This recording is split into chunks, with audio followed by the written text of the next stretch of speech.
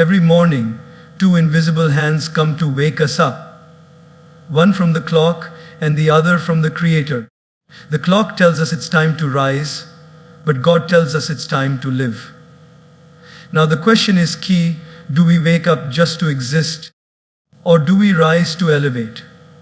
My friends, you were not created just to repeat yesterday. You were created to rise like a legend, with purpose, with power, and with peace. The way you start your morning can either set you on fire or burn you out. Most people wake up like they're being dragged out of sleep. The alarm rings, the eyes open, and the first thought is, "Off again." They pick up their phone, scroll through meaningless updates, get out of bed without gratitude, rush into the world carrying yesterday's stress. And then we wonder, why does life feel so heavy? Why am I tired even after sleeping 8 hours? The truth is, legends start their day by accident. They start it on purpose. A purposeful morning isn't about being busy. It's about being aligned.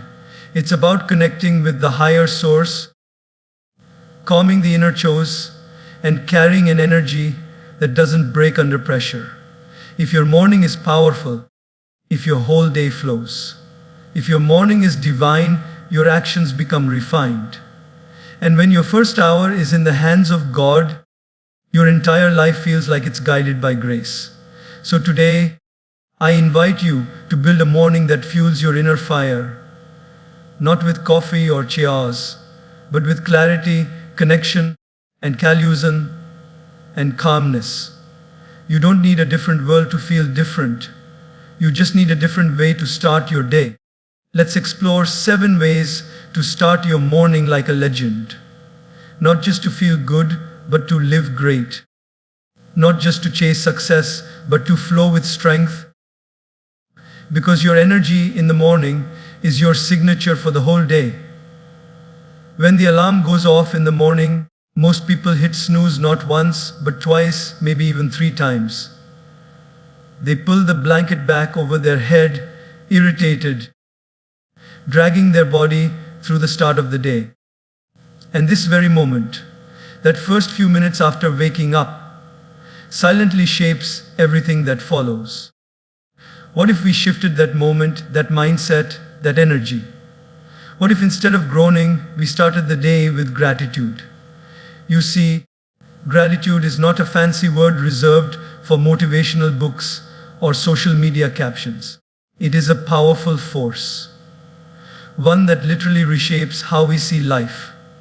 The way you wake up is the way you live. If the first thought you allow in your mind is, "Ooh, I don't want to do this today," then your entire day follows that vibration. But if your first thought is, "Thank you, God, for this new opportunity," your day begins to carry grace. Because the truth is, even waking up is not guaranteed.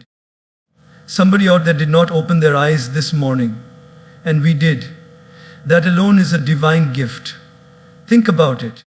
Your eyes opened, your heart is still beating, your lungs are working without you doing anything. Your family is under the same roof, the sun is rising for you, and your soul is still carrying the power to make today better than yesterday. Isn't that enough to be thankful for? We often think we'll be grateful after we get what we want. After the promotion, after the relationship, after the goal is reached. But true spiritual living means being grateful before you receive anything. Gratitude is not a reward, it is a discipline. It is an attitude.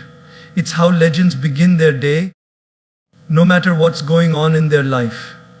A man once told me he had everything: a high-paying job, a luxury home, fame, influence. And yet every morning he woke up feeling empty. He would scroll his phone, check his emails, get dressed, and rush out. But even with all his external achievements, internally he was poor, because he forgot to feed his soul. I simply told him, try starting your day by sitting on bed for 2 minutes and whispering, Thank you. He laughed and said, That's it. I said, Yes, that's it. But do it every single day. After a few weeks, he called and said, Something's changing. I still have problems, but I feel less heavy. I feel calmer. I feel richer without spending a single rupee. That is the power of spiritual wealth. It doesn't come from what you own, but from what you recognize. Start your day with the smallest act of gratitude. Before your feet touch the floor, say thank you.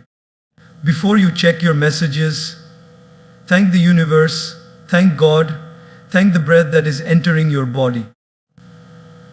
Don't wait for life to become perfect before you feel thankful. Gratitude is not about ignoring your struggles. It's about honoring the blessings that still exist within them. Even in pain, there is growth. Even in chaos, there is opportunity. Even in loss, there is divine protection. But only a grateful heart can see that. Children are naturally grateful. If you give a child a simple tea or a chocolate, their eyes light up with joy. But as we grow, we become entitled. We stop seeing the little things as miracles. We wake up and expect the water to run, the lights to work, the breakfast to be on time, our body to obey us. We don't realize that none of these are promised. When we lose them, then we remember how precious they were. But the wise don't wait for loss to be grateful. They train their eyes to see beauty in what already is. Imagine beginning each day like this. You open your eyes and say, Thank you for this life. Thank you for this breath. Thank you for another chance. Then you get off bed not with reluctance, but with reverence. You brush your teeth as if you are preparing yourself for a meeting with the divine. You eat your breakfast as if it is a sacred offering. You walk through the world not just as a person trying to survive, but as a soul here to serve. This kind of morning builds a legendary life. Not one that's necessarily loud or famous, but one that's deeply fulfilled. Because legends don't rise with noise. They rise with awareness. And gratitude is the highest awareness a human being can carry. It reminds us that we are not the center of the universe, but we are lovingly held by something far greater than ourselves. That in itself is reason enough to smile when the sun rises. That in itself is strength when everything else feels weak. So, tomorrow morning when you wake up, don't reach for your phone. Reach for your heart. Feel it beating. That's God's reminder that your story is not yet over. Smile and say thank you. Not because everything is perfect, but because you are perfectly positioned to try again. Start your morning not like the world expects you to, but like your soul knows you should. Start it with gratitude, and you'll start it like a legend. Before the world gets a hold of you, before messages pile up, before news headlines flood your mind, before everyone else's urgency becomes your emergency, you must take a sacred pause. This moment, just after you wake up, is a doorway. On one side is peace, on the other is pressure. The choice you make here shapes not just your morning, but your mood, your energy, and your connection with the divine. And sadly, most people hand this holy moment to a screen. They wake up, and the first thing they touch is their phone. Not their heart, not their breath, not even their prayer beads. Just that cold, glowing screen that starts pouring the noise of the world into their still half-sleeping soul. Let's be honest, this habit is so common, so automatic, that we don't even realize how much it's costing us. Checking your phone first thing in the morning is not just a habit. It's a spiritual trap. You give your mind to the chaos of others before you give it to the calmness of God. You start responding before you even remember who you are. You compare yourself to someone's holiday photos. You read a piece of disturbing news, or you scroll endlessly through a feed that does nothing to feed your soul. And then we wonder, why am I anxious before 9 a.m.? Why do I feel heavy before the day has even begun? The solution is simple but powerful: silence before screens. Before the digital world gets your attention, give your awareness to the divine. Begin your day in silence. Even if it's just for 5 minutes, sit still. Close your eyes. Listen to your breath. Feel the life inside you. Speak to God, not through words, but through awareness. This silence isn't emptiness. It is where everything meaningful begins. In that silence, you will notice something beautiful. Your own inner voice, which is usually drowned by notifications. You will begin to feel your intuition. You'll sense the quiet guidance from God that's always there, waiting, but never shouting. You'll be able to notice how your body feels, how your thoughts move, how your energy flows. That awareness helps you reset. It helps you stop carrying yesterday's stress into today's potential. It gives you the chance to begin again, not just physically, but mentally and spiritually. There was a woman who came to me once, frustrated with her mornings. I do everything right, she said. I wake up early, I eat healthy, I exercise, but I still feel lost. I still feel drained. When I asked her what her very first action was in the morning, she said, I check my phone. That's it. That one act, so small, so innocent, was robbing her of all the peace she was trying to cultivate later. I suggested something radical to her: give the first 50 minutes of your day to God and yourself. No phone, just silence or prayer or writing, anything but screens. She hesitated, but she tried it. After a few days, she came back with tears in her eyes. I feel like I've met myself for the first time in years, she said. It's like my soul is finally breathing again. When you start your morning with silence, you're saying something powerful to the universe. I choose presence over pressure. I choose stillness before movement. I choose soul over scroll. And this choice creates ripples throughout your day. You become less reactive, more peaceful. You stop rushing through life like to your own destiny. You begin to walk with grace, not just speed. This practice also opens the space for prayer or meditation, which too many people skip because they think they don't have time. But the real truth is, you do have time. You're chosen. You're just giving the most sacred minutes of your morning to meaningless things. How often do we complain that we feel disconnected from God, but we check our notifications more than we check in with the Creator? That disconnection isn't a punishment. It's a reflection of our priorities.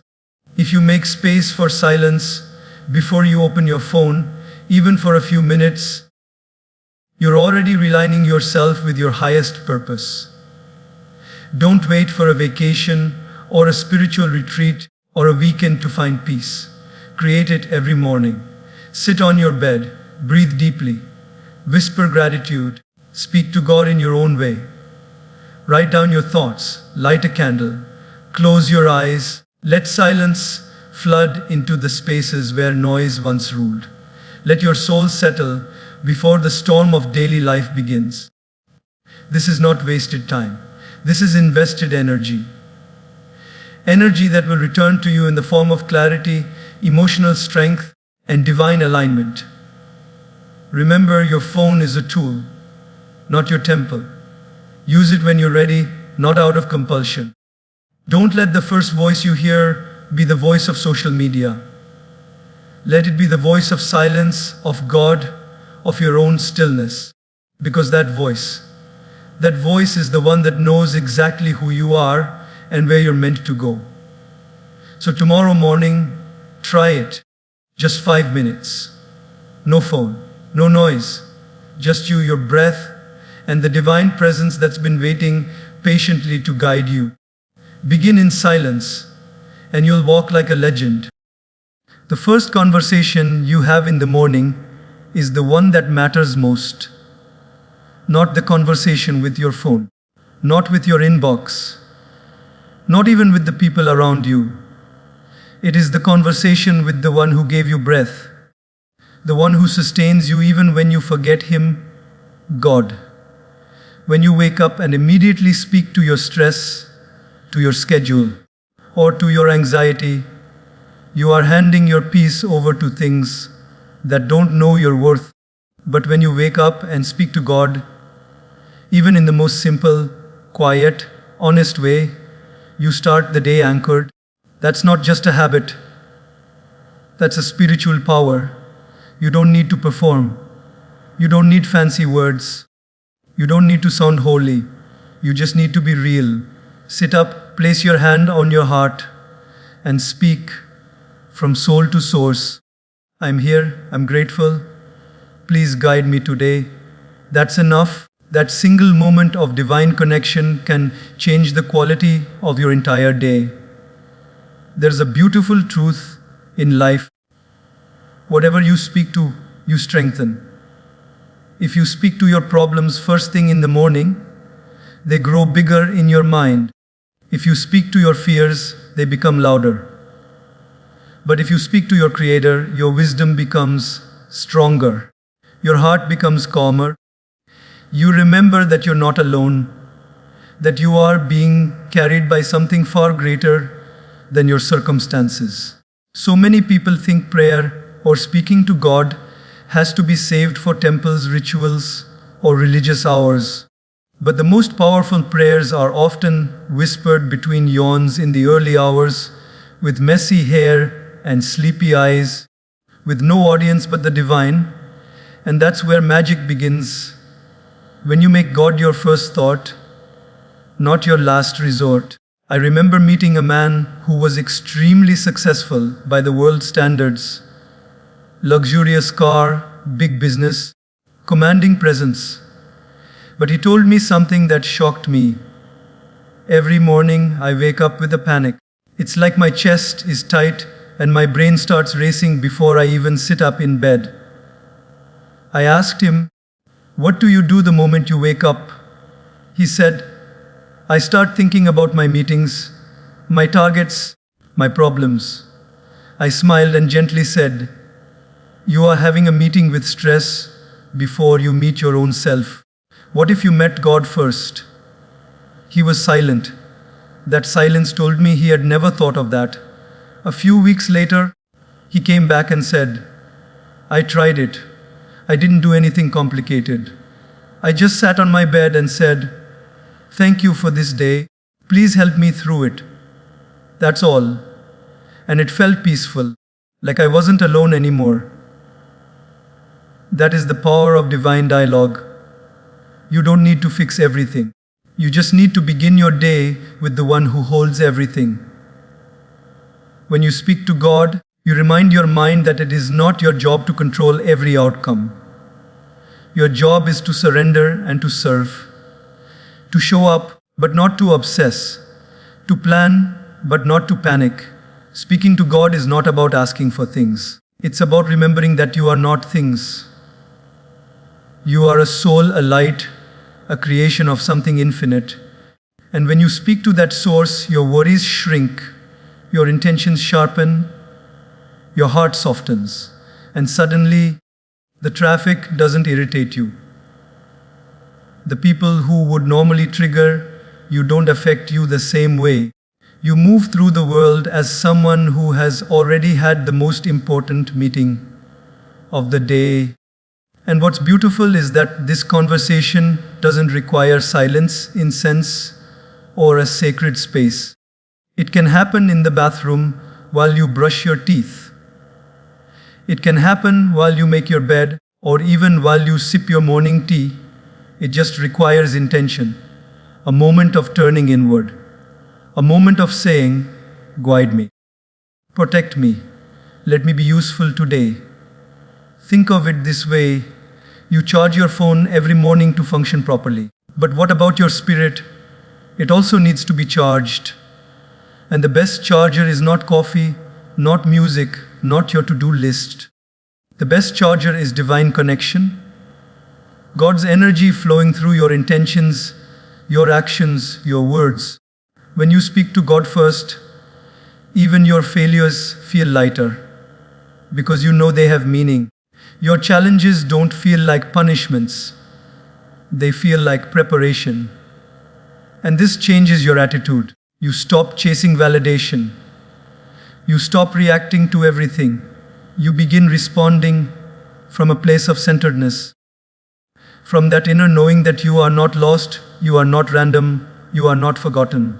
You are being guided. So tomorrow morning, try this before the world gets your voice.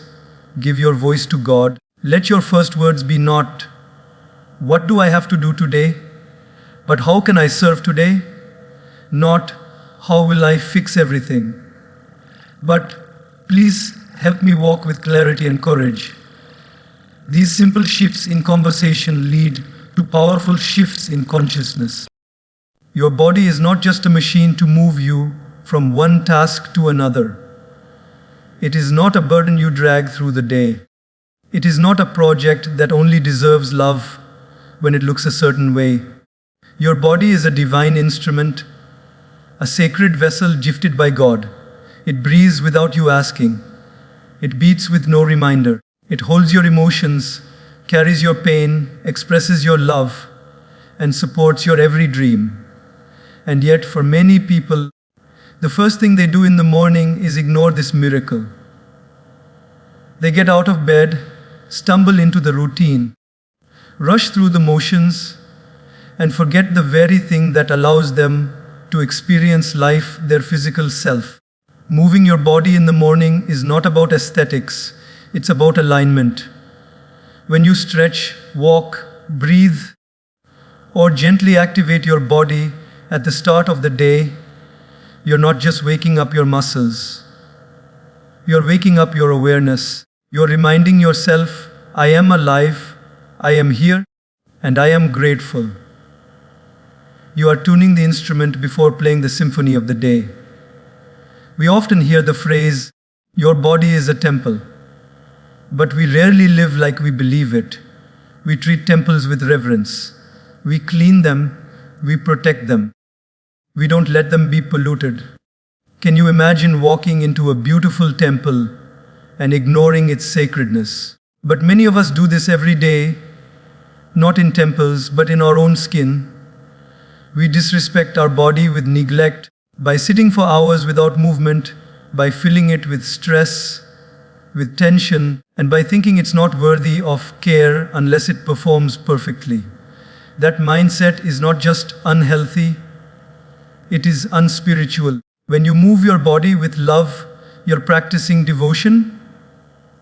It's not about lifting heavy weights or running fast. It's about moving with mindfulness. Even something as gentle as a 5-minute stretch, a short walk under the sky, or some slow breathing can create a massive shift in your energy. You tell your body, "I honor you. I am with you. Let's do this day together." And suddenly, your body responds with more vitality, more balance, and more trust. There's a story of a man who lived in the mountains. Every morning, before beginning his work, he would walk barefoot for 10 minutes in silence, feeling the grass under his feet and the cool air on his face. Someone once asked him, "Why do you do this every day?" He smiled and said, "It's how I greet the universe. It's how I remind my body that it belongs to the earth and my soul that it belongs to the sky." This simple ritual, no gym, no equipment, no drama, was his way of connecting with creation. That's what sacred movement looks like. It's not always sweaty, it's soulful. And yet, we live in a world where movement has been reduced to punishment. Burn calories, fix this, reduce that. But the truth is, the body does not thrive under criticism. It blossoms with care. Real self-respect is not built by comparing your body to someone else's. It is built by building a relationship with your own body. It is built when you take time each morning to move it, feel it, thank it, and listen to it. Have you ever noticed how stagnant your mind feels when your body is still for too long? How negative thoughts grow louder when you're tense? How your energy drops when you haven't breathed deeply for hours? This is not a coincidence. The mind and body are intimately connected. When you move your body, you move your emotions. You release stress. You free yourself from yesterday's heaviness. You tell your system, we are no longer stuck. We are flowing again. There was a young woman who struggled with anxiety for years. She tried everything: therapy, meditation, medication. But what finally helped her was a very simple habit. Each morning, she would play a soft instrumental song and just sway. Just 5 minutes of slow, intentional movement. No performance, no pressure. Just her and her breath. That became her ritual. Over time, she felt stronger, not just physically but spiritually. She began to trust her body. She began to trust life. Because movement helped her feel present. And presence is what legends are made of. When you honor your body each morning, you're not just preparing for the day. You're preparing your soul. You're reminding yourself that life flows through you, not around you. You're not separate from creation. You are creation. And when you move with grace, you begin to live with grace. So tomorrow morning, before you pick up your phone, before you dive into your work, take just a few minutes to move. Stand tall, stretch your arms toward the sky, feel the earth under your feet, breathe in deeply. Let your breath fill every corner of your being. Walk slowly, roll your shoulders, twist your spine gently. Whatever movement you choose, let it be infused with awareness. Don't just go through the motion, be in the motion. This is not exercise. This is existence, consciously lived. The way you feed your mind in the morning is as important as the way you feed your body. We're so used to thinking about breakfast in terms of food. Calories, carbs, tea or coffee. But have you ever stopped to ask yourself, what is my mind consuming while I sip this tea? Because before we take a single bite of our meal, many of us have already allowed our minds to chew on anxiety, comparison, stress, or distraction. And the truth is, a hungry mind is far more dangerous than a hungry stomach. One wrong mental bite in the morning, a disturbing post, a bitter memory, a critical message, and your entire emotional appetite for the day changes. That's why wise people choose to feed their minds first and feed their mouths later. Imagine this. You sit on the edge of your bed, eyes still adjusting to the light.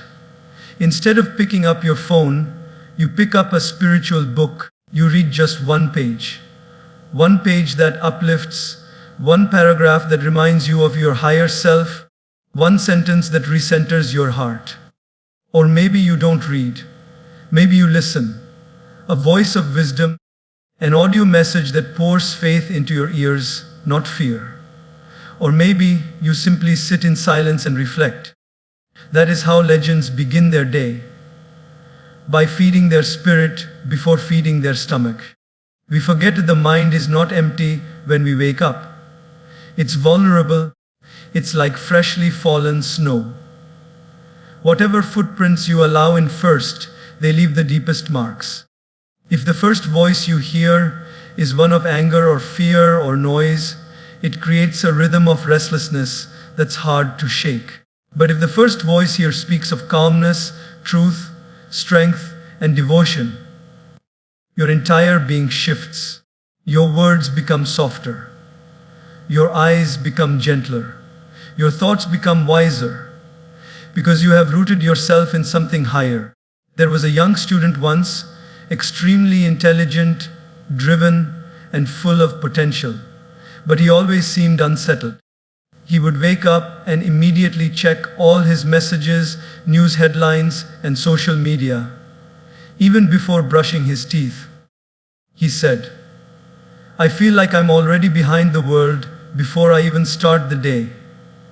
When I asked him what his morning ritual was, he replied, "I don't have one. I just react." That one word, react, explained everything. Most people don't begin their day. They react into it. They let the world tell them how to think, how to feel, how to move. They feed their mind whatever pops up on a screen and expect peace to come automatically. But peace is not automatic, it's intentional. So I suggested to him a small shift. I told him, before the world enters your mind, let wisdom enter first. I gave him a few short spiritual quotes to read each morning. That's it, just a few lines, a 5-minute practice, a seed of mindfulness. After a few weeks, he said something beautiful. My mornings feel like they belong to me now, not the world. Me. That's the power of feeding your mind before your mouth. You claim your morning. You protect your peace. You remind yourself of who you are before the world tries to tell you who you should be. And feeding the mind doesn't mean information, it means inspiration. It's not about how much news you can absorb, it's about how much truth you can remember. Maybe it's a prayer you learned in childhood. Maybe it's a verse that reminds you to be patient. Maybe it's a reflection on gratitude or a poem that awakens your compassion. Whatever it is, it should nourish, it should elevate, it should quiet the noise and ignite the light within. Just as we wouldn't start the day with junk food, we shouldn't start it with junk thoughts. Be mindful of your mental breakfast. What are you feeding your soul? Who are you listening to? Whose voice shapes your thinking before you've even spoken your first word? Don't allow gossip, negativity, comparison, or fear to be the first ingredients in your spiritual recipe. Choose better. Choose something that feels like sunlight entering a dark room. There's a temple in the mountains where monks begin their day not with conversation, but with contemplation. For the first hour, no one speaks. Each one walks in silence, reads a scripture, sits by a candle, or watches the sunrise. One monk once said, "It's not silence, it's tuning, like an instrument before a concert." We're tuning ourselves to peace so that our day becomes a melody, not a mess. That is the essence of feeding the mind first, tuning your soul to the frequency of the divine. So tomorrow morning, before you eat, ask yourself, what am I feeding my inner world? Let your first thoughts be intentional. Keep a book beside your bed. Prepare a short morning message of wisdom. Write down your own affirmations. Or just sit with yourself, hand on heart, and say, "Guide me today." Let your inner wood be full before the outer world demands anything from you. Because when your soul is full, you won't chase distractions. When your mind is steady, you won't be shaken by storms. And when you feed your spirit first, your entire day tastes better.